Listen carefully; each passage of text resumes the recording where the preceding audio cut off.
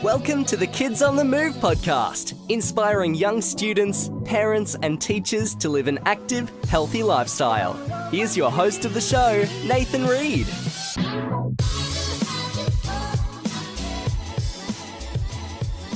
Hi everyone and welcome to episode 2 of the Kids on the Move podcast. Today we're very fortunate to be joined by my good friend Ellen Ribolli. Ellen is a chiropractor in Melbourne and she's also just started her own business called Back to Bump, where she specialises in mums, bubs and also young children. I hope you take something away from today's podcast because I sure did. Enjoy. Ellen, how you going? Good, thanks. How are you, Nathan? Great, thank you. Thanks for joining us today on our podcast. It's alright. It's a pleasure to be here. I know you had a busy weekend and you've taken the time to drive up from Melbourne to Shepparton to be with us, so we really appreciate it. Yeah, I have. Came up late last night and going to be enjoying the sun here in Shepparton. Yes. And the Melbourne weather at the moment. Very good. So it's good, yeah. Awesome. I guess we want you to start with telling us a bit about your background, growing up, what got you to become a chiropractor, or the passion where did it start? Yep. So I grew up in another country town in Gippsland in Maffra.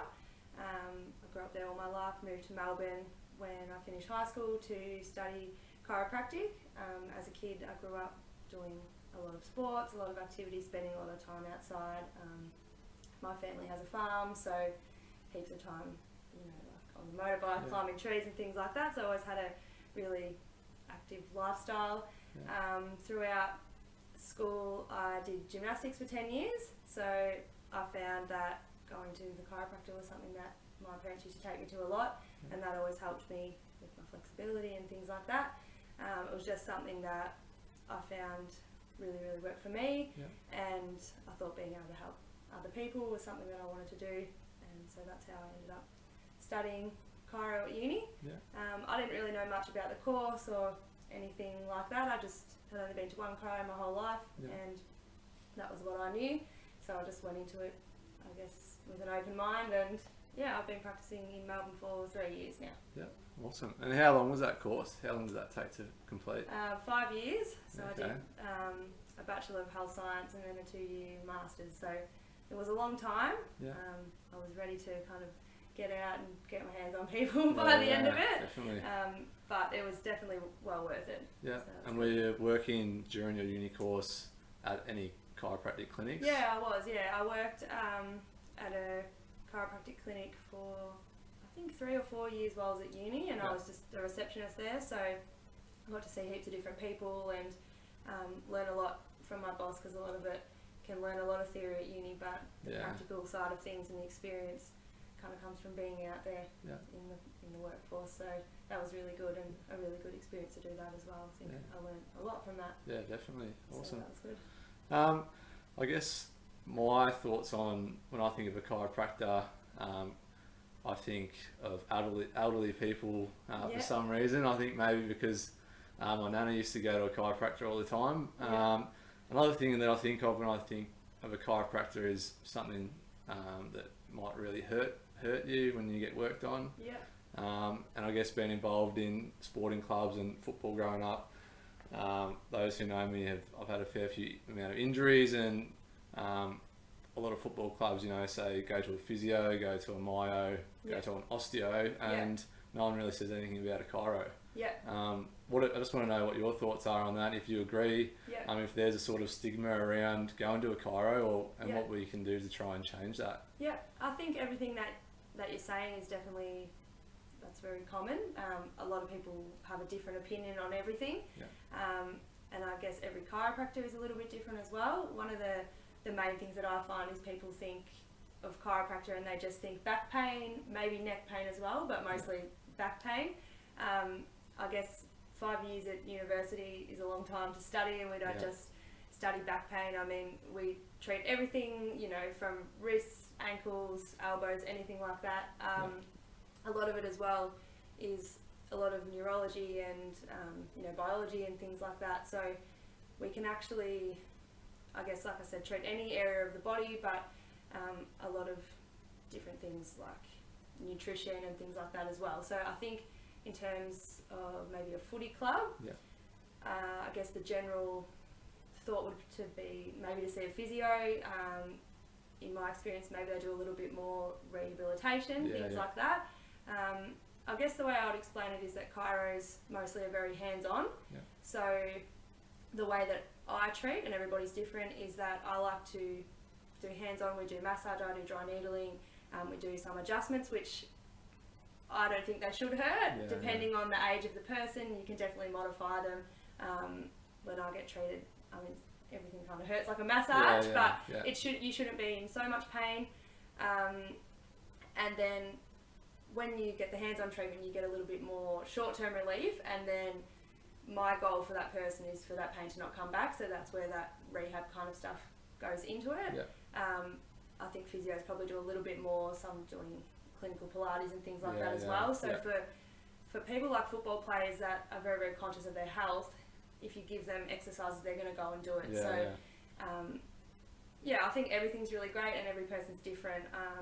Osteo, chiro, physio, it just depends on who you see. Some chiros don't do much massage, some do. Some physios don't touch their patients, they just give them the exercises. So I think in general, when you put it all together, it works the best, but you've got to find someone that, you know, can do that, and whatever works for you works for you. So everyone's different. It does sound right, because when I've been the chiropractor once, I think when I was younger, and it was a bad experience for me. Really hurt. It was an older guy. And never went back there. And I guess, like you said, if you can build that rapport with your clients, and you might not be the best at what you do at the moment, or whoever it is, if you build that rapport and might fix them a little bit, they'll be coming back to you and back to you. So like you said, no matter what profession, whether it's myo or physio or chiro, if what works for you, and if you like the person you go and see, makes it a lot better. I think one thing that we always say is that someone will say, oh, you know, I had a really bad experience with a chiro, but some people might have a bad experience with a GP, but it doesn't mean they never go back to a GP. Exactly. But it's just unfortunate. Some people, you know, like yourself, they go, oh, you know, it really hurts, so I'm never going to see a chiro again. But it's all really comes under the umbrella of manual therapy, and it just, everyone's different, so whatever works for you. I think when I went through uni, there was a massive kind of focus on evidence-based things. So they're always looking at, does this work, what treatment works, what rehab will work. So that's how you know what's going to be best for your patient, instead of maybe the old school, like just cracking chiros that some people might think of. So I think it's been good to do the more research side of things as well. Definitely. So you know that you're doing the best thing for your patients. Yeah, definitely. Awesome. So you've been out of uni for 3 years, did you say? Yeah, 3 years, And where have you been working in that time? I've been working in Melbourne, in Templestowe, Doncaster area, which I've really enjoyed. And I've just recently started working in Northcote as well. Do you want to give that a little plug for your business? Well, I'll just open a new business.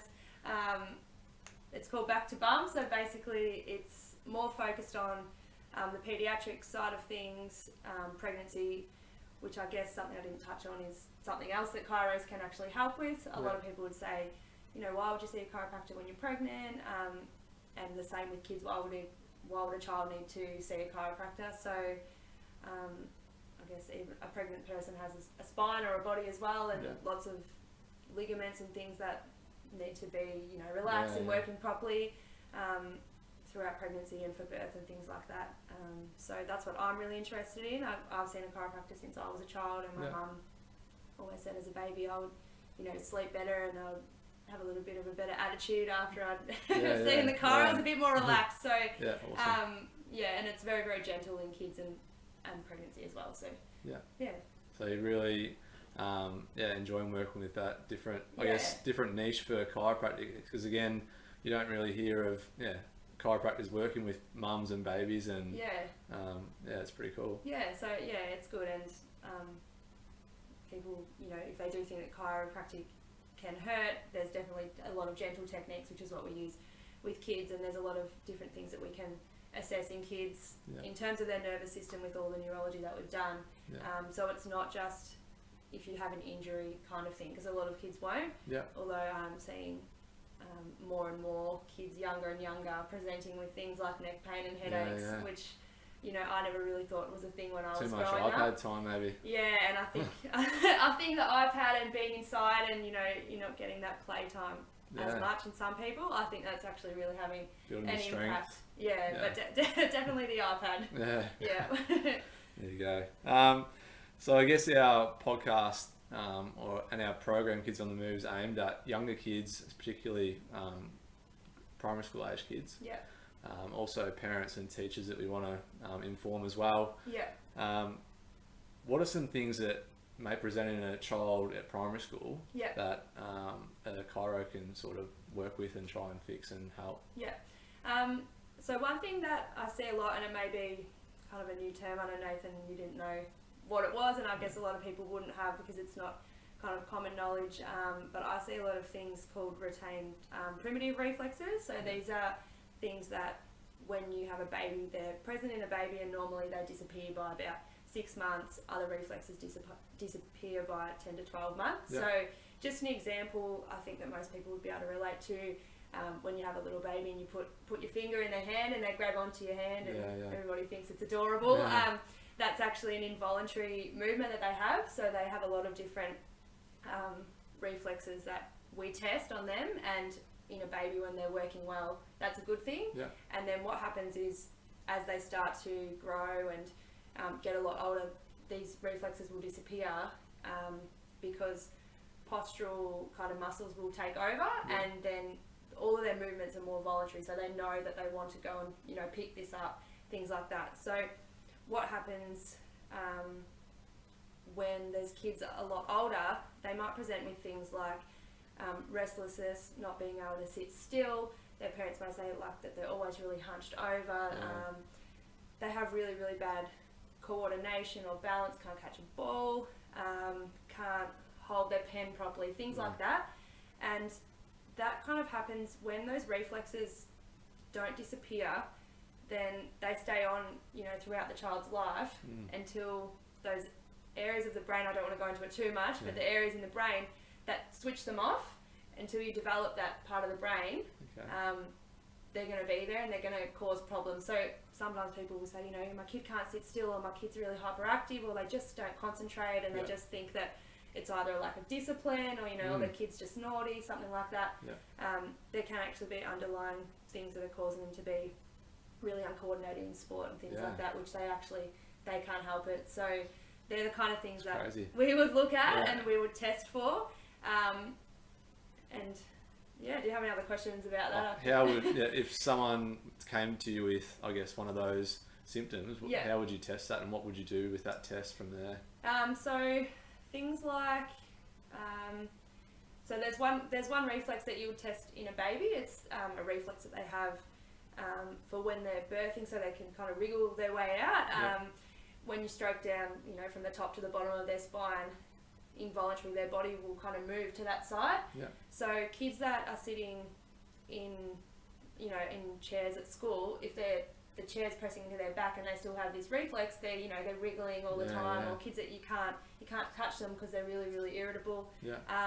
So you kind of just do the same thing, like you can do the same thing down their back, or you get them on their hands and feet, wherever they're comfortable, and you just basically test it the same way as you would in a child. Another reflex that we test, it's like the startle reflex. So when they're a baby, you sit them up and you kind of get them to drop back and you catch them, and their arms, you know, like they flap out like this because they think that they're falling. And kids that can be really, really anxious, things like that, they won't like, you know, like things where they feel like they're going to fall. They don't like heights. If you lie them down and, you know, you kind of pull them backwards, they'll kind of feel like that they don't know where they are, they're going to fall. Or you can get them on an exercise ball and get them to arch back over the ball, and the same thing will happen with their arms. Whereas if your child is developing, you know, really, really well, they'll know that if they go back, the ball's going to catch them, and they don't need to have that reflex where they're startled. So things like that. Do you work with them on that in your clinic, or do you refer them to someone else from those testings to? No, we work with them. So I guess another thing with chiro is if you're not necessarily in pain, like I haven't really ever had any injuries or things like that, when I guess the adjustments that we do, it's all working with the nervous system and basically just getting the brain to connect with your body a little bit better, so it kind of knows where it is, you know, in space. So we'll do some techniques maybe with one side of their body in their limbs, things like that, even deep pressure massage, so that it's sending messages to the brain to, you know, to send messages to this side of the body, because maybe one side's a bit more uncoordinated than the other. And then you can give them exercises to do at home. So a lot of them will respond just from the stimulation of the massage and the exercises and the adjustments that we do. It's a little bit difficult to explain. I don't know if you've seen a chiro, you know what the adjustments are, but so they really influence the nervous system, so that's just helping everything to work a little bit better. And then like I said, you just can give exercises at home which are really simple, so and just movement, things like that are the main things. So it's mostly in kids that you'll find they either didn't crawl when they were younger, or they didn't like to roll, play on their tummy, things like that. There's a reason why they're important, and if you don't do it, then it's setting you up for later in life. So that's why in a lot of kids, if they've just been on iPad since since they were babies, and they don't get that movement where they're kind of just left to roll around, then so just movement's really important. It's actually like really interesting because being a teacher, obviously I had 2 years in a primary school, and with 7 and 8 year olds, and a lot of kids that I've noticed these days are that type, and I guess you don't really think of chiropractors helping that issue. Like it could be a simple little fix. And working through different movements and stuff like that. And that kid could be a whole different child. And the same as I'm in secondary school now, and the same sort of stuff is you can see it flowing through there as well. And I guess you never know if you didn't know about it, which I'm sure I didn't know, and other people probably don't know about either, that you can actually deal with that sort of thing. So I think a lot of it is, I've done a lot of kind of postgraduate study in paediatric type stuff, so maybe not everyone would do this, but I mean, if you're seeing a chiro or an osteo, I'm sure if you asked, they'd be able to look into it. But the main thing is it's really quite simple to fix. It's just all movement, which is easy, you know. They go and play and they learn it all themselves and things like that. So that's why sport and everything like that is really good. Awesome. Better than sitting inside watching movies. Definitely. That's what we're trying to promote. On that, we are trying to promote that healthy lifestyle for the kids, and also for parents as well, to be role models for their kids. What do you do to keep healthy? At the moment, I just go to the gym in the morning. I really enjoy walking. Running's not something that I like, but I love weights, high intensity training. So I go to the gym most mornings at 6 a.m, which isn't fun. But when you work late, that's right. You got to get it done, and I actually enjoy it now. Doing it in the morning, getting it over and done with, and I've always liked sports and netball and things like that. I don't really find I have the time. In Melbourne it's hard as well. It's so different in the country. There's always the netball club with the footy club, but I haven't found that in Melbourne. So just to keep active, I just walk, or I'll go to the gym as well. So that's about it. Do you do anything for your mental state? So any meditation or yoga or anything like that? I think that's all really important. I've got if you know the Smiling Mind app, it's probably my favourite. I know there's so many now. But I like listening to that before bed, after, if you've had a stressful day or something and you just feel like you're lying in bed and you can't sleep, I'll just put that on, and I find it's really relaxing, and it's really good. So I love all the as much as I love the high intensity exercise, I love the yoga and the stretching. This is important as well. Exactly, and the meditation, because a lot of people are very stressed. So, and the Smiling Mind app has got a category for kids as well. So I've actually used that in the classroom, and they seem to react really well. They say that it boosts the productivity of kids quite a lot. So any parents out there, get the Smiling Mind app. It's a great one. Lastly, I've got a question around if you have any mentors or anyone that might be someone you work with, or someone online that you've met through maybe Instagram, or someone that you keep in touch with to maybe throw ideas around, or just ask for advice. Yep. Yeah, do you have anyone at all?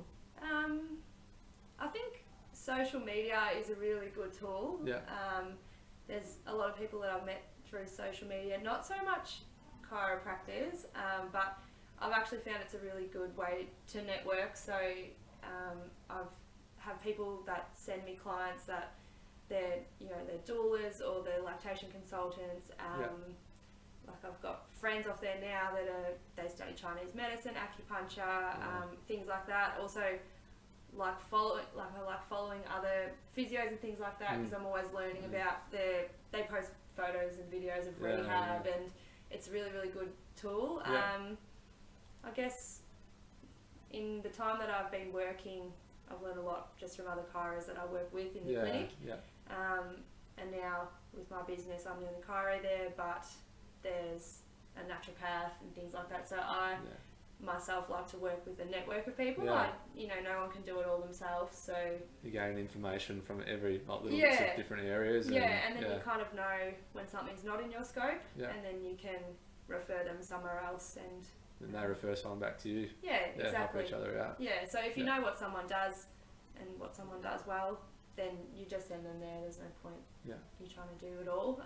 But mentors, I don't know, still looking. If anyone knows any good ones, then feel free to suggest them to me. But awesome. All right, I think that's about it. Ellen, thank you so much for coming on today. No worries. It's been fun. Yeah, it's great information that I'm sure whoever's listening will get something from. And if they want to follow up more, go to Back to Bump on Instagram. You can follow Ellen there and keep up to date with what she's doing. All right, Awesome. thank you. Thanks See you later. everyone. See ya.